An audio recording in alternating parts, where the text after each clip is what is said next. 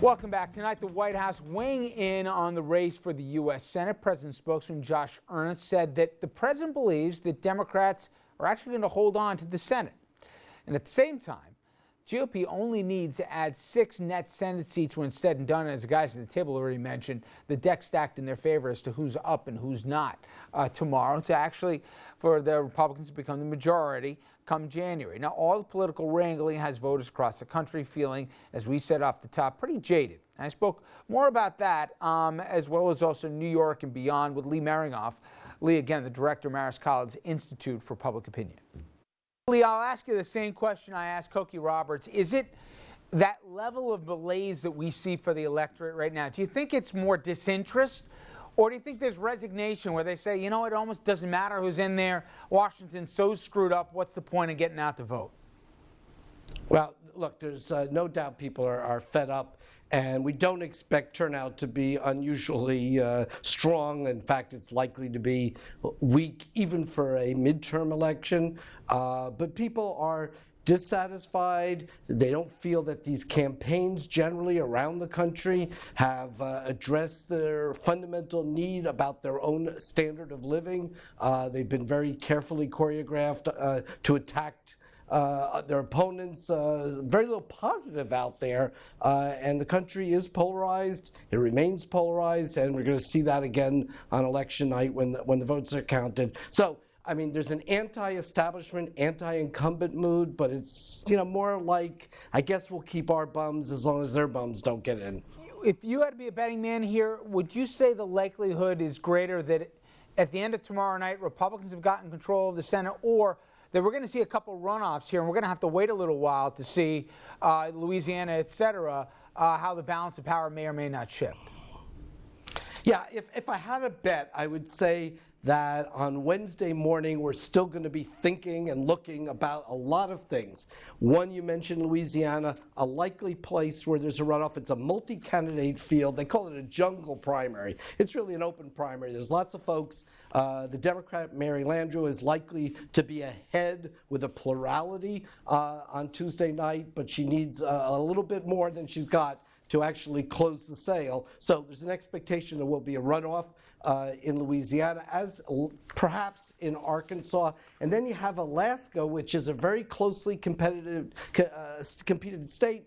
And in Alaska, I mean, it's 1 o'clock Eastern time before they even start counting the ballots in Alaska. So that one goes well into the middle of the night regardless. And they have a lot of places that are very isolated there. It takes several days often to get the Alaska vote in. Usually doesn't matter in a presidential election. It does right now in the Senate race. And then you've got a lot of states that are mail ballots. And some of those have to be just postmarked on Election Day, or in a few states, even by this Friday and other days.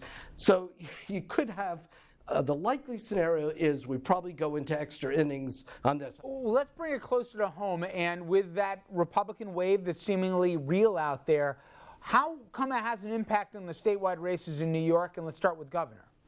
Sure. Well, the governor's race is interesting. You know, if there is a national wave, it's probably at best a mini wave for the Republicans. I'm not sure it's going to be all that strong. And here in New York, where you have 2 Democrats for every Republican, you've had a race between Cuomo and Astorino, where Cuomo's resources far exceed those of Astorino's.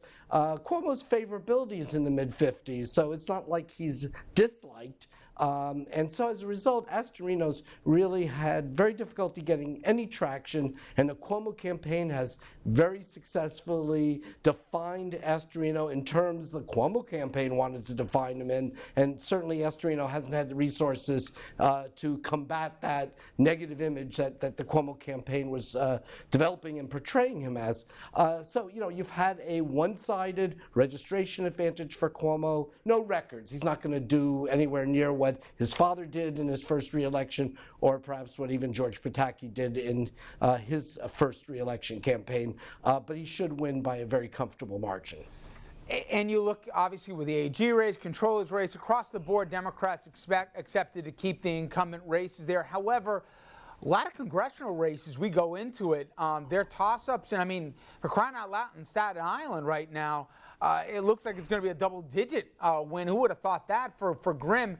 Can you explain why there's not more of a trickle down, and some of these Democrats look like they might have harder nights than maybe we thought a month ago? There's no doubt, though, that people can be selective. They don't have to vote a straight ticket. People do pick and choose, particularly when a lot of money has been spent at a congressional race, or even all the money that's been spent on these state senate and state assembly races. You know, people seem to have a lot of stake, at least some people do, in the outcome of who wins and loses in Albany. And as far as Washington is concerned, well, that's certainly very competitive because there aren't all that many hotly contested seats. So the outside money has really poured into those races, both downstate, a few in the Hudson Valley, and upstate as well. So, I mean, there's a lot on the table as far as the congressional races are concerned. Very few nationwide. I mean, most people nationwide are going to get reelected handily, despite this, significant, as I say, anti-establishment, anti-incumbent sentiment that's out there. You know, people are maybe fed up, but they're not necessarily finding candidates to channel that effectively into the political process. And finally, just on a broad level, this isn't some call for the halcyon days, but it has been so ugly in that you said it yourself. There's no debate about ideas, Lee. This is just the he said, she said, almost cubed now. I don't remember it being so banal as it is lately. And this doesn't matter statewide, it could be federal, it could be whatever the case may be. It seems like it's getting worse. Wednesday morning, as much as we know, the Republicans may be, claiming some Senate wins. The Democrats will be claiming perhaps some gubernatorial wins. There are places like Pennsylvania where the Democrats and Florida perhaps are going to pick up seats. So everybody's going to point to something that they did. It's going to be very hard, I think, for anybody to claim a mandate, and certainly not a mandate on any kind of issue platform, because frankly, it just has been pretty empty of that this time. Unfortunately, I mean, that's really not a good development as far as our democracy is concerned. Dr. Lee Meringoff, I appreciate it as always a few minutes. Thanks so much. Okay, talk soon, Richard. All right, let me bring it back to, it's a foregone conclusion that Governor Cuomo is going to win tomorrow, guys. I asked these guys, I'm curious, if I set the over-under at 18, the margin, which are you taking? Under, 17.5. Really? Yeah. I think it'll just be a tad under 20, and I think a lot of that's going to be due to the third-party candidate running and what he takes. And just geographically, I think that Cuomo's going to do very well in Western New York, obviously the city, and Nassau and Suffolk. And then outside of that, he's going to lose. Well, if I took Dominic's calls and I went to Vegas, I'd do pretty good for myself. So 18's the line, Dominic. You take an under or over for Cuomo? Over. Barely. Over. Under. If Yeah, you I'm put the with line you. at 15, I'd probably go under that at this Wow. point. Really? I would. So is the closest statewide race going to be governor, or does Cahill make this thing a little tighter for AG? I think Cahill's going to run a point or two better than Astorino will, just sheerly based on you'll have a less overall vote number. The raw numbers will be less. But because of the Schneiderman not being as well known as Cuomo, obviously, and all, he'll do fine. Yeah. You agree with I that? put Cahill at a 15. Yeah. All I know is it's going to be Democratic all the way down the line. I think Schneiderman's number will be Statewide. lower than Cuomo's, but I think his gap, his margin of victory will be bigger, only because I think Hawkins is looking at 6 or 7% stolen away from Cuomo in the governor's race. But now to Connecticut, for me, which is fascinating, is this thing's tight. Latest poll show Malloy's up by 2-3 points here. It's interesting to me because nobody loves either one of these guys. It's a return engagement, the same guys again. You think Malloy pulls it out? I do, only because I feel like there is something of a momentum push in the last couple of days to Republicans. So the close races where a little extra turnout would go a long way, including the Connecticut governor's race, I think it'll be there for Republicans. I think it's going to be the closest race in our region. I think we might not know for a couple of days, but I think when all is said and done, I think Malloy might just squeak, Foley might just squeak this out. I think Malloy wins, but it's interesting. It's gotten ugly. It's about guns. It's about jobs. It's about, and you've seen a lot of big names here coming in from both parties. including the president, the Clintons, and then you've got Christie and a lot of national name Republicans that have already gone out there too. Okay, part of your job in the past has been figuring out turnout. Everybody says it's going to come down to turnout when you got a midterm race.